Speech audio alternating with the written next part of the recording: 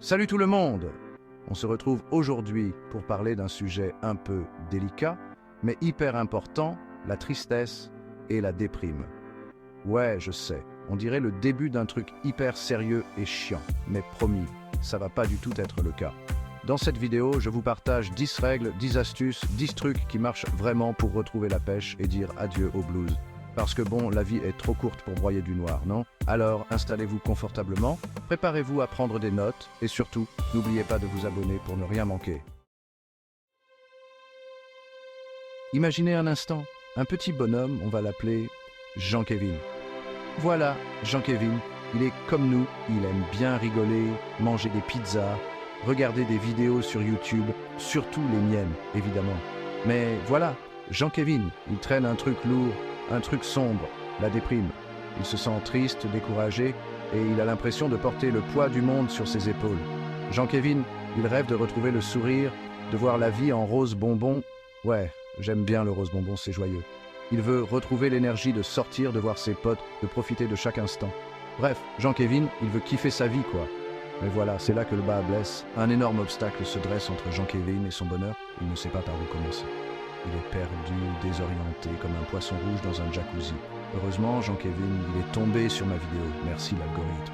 Et moi, j'ai 10 règles à lui partager. 10 clés magiques pour l'aider à sortir de sa grotte et à retrouver le sourire. Jean-Kevin, il vit dans un appart sombre et bordélique avec des piles de vaisselle qui traînent et des rideaux toujours fermés. On va pas se mentir, c'est pas l'ambiance Club Med chez lui. Forcément, quand ton environnement te rappelle un champ de bataille post-apocalyptique, c'est difficile de garder le moral. Imaginez un peu, le réveil sonne, Jean-Kevin ouvre un œil et bam, il est accueilli par une montagne de vêtements sales et l'odeur suspecte d'une pizza oubliée depuis trop longtemps. Pas vraiment motivant pour démarrer la journée, hein? En plus, Jean-Kevin, il passe ses journées enfermé chez lui, à scroller sur son téléphone et à regarder des séries en boucle. Résultat, il s'isole de plus en plus, il perd le contact avec le monde extérieur et se sent encore plus seul et déprimé. C'est un cercle vicieux, un piège infernal dont il semble impossible de s'échapper. Mais rassurez-vous, Jean-Kevin, il n'est pas condamné à vivre éternellement dans cet antre de la tristesse. Un jour, Jean-Kevin en a eu marre. Marre de broyer du noir, marre de se sentir nul. Il s'est dit « Stop, je mérite mieux que ça ». Il a décidé de prendre son destin en main comme un chevalier qui part à la conquête de son bonheur. Il a commencé par des petites choses, des petits pas pour sortir de sa torpeur. Il a rangé son appart. Bon, ok, il a surtout planqué le bordel dans les placards, mais c'est déjà ça. Il a ouvert les rideaux pour laisser entrer la lumière du soleil et il a même pris une douche. Oui, je sais, c'est un exploit. Ces petits gestes, aussi insignifiants qu'ils puissent paraître, ont eu un impact énorme sur le moral de Jean-Kevin. Il s'est senti plus léger, plus dynamique, prêt à affronter le monde, ou du moins à descendre acheter des croissants à la boulangerie du coin. C'est ça la magie du changement. Ça commence toujours par un premier pas, aussi petit soit-il. Et tiens, notre 4e chapitre. En mouvement, Jean-Kevin. Il n'est pas du genre sportif, hein, que son truc à lui, c'est plutôt les chips sur le canapé devant Netflix. Mais là, il était prêt à tout pour aller mieux. Alors, il a enfilé ses baskets les moins poussiéreuses et il est allé courir. Bon, ok, il n'a pas couru un marathon, hein, juste un petit jogging autour du pâté de maison. Mais même ça, c'était une victoire pour lui. Et vous savez quoi? Il s'est senti bien après. En fait, faire du sport, ça libère des endorphines, ces fameuses hormones du bonheur. Du coup, Jean-Kevin, il était tout content, il avait l'impression d'avoir gagné au loto. Bon, j'exagère un peu, mais vous avez compris l'idée. Depuis ce jour, Jean-Kevin essaye de faire un peu d'exercice chaque jour, même si c'est juste 10 minutes de marche rapide. Et devinez quoi? Son corps le remercie, son esprit le remercie, et même son chat est content, parce que maintenant, il n'a plus d'espace pour dormir sur le canapé. Chapitre 5. Zen, restons zen. Un jour, en surfant sur le net, oui, Jean-Kevin, il aime bien traîner sur Internet comme tout le monde, il est tombé sur un truc bizarre, la méditation. Au début, il était sceptique. Moi, m'asseoir en tailleur et faire homme, jamais de la vie, s'est-il dit. Mais bon, il était prêt à essayer n'importe quoi pour aller mieux. Alors, il a téléchargé une application de méditation, oui, ça existe, et il s'est lancé. Et là, surprise, il a découvert un truc génial. La méditation, ça lui a permis de faire le vide dans sa tête, de calmer le flot incessant de pensées négatives qui le torturaient.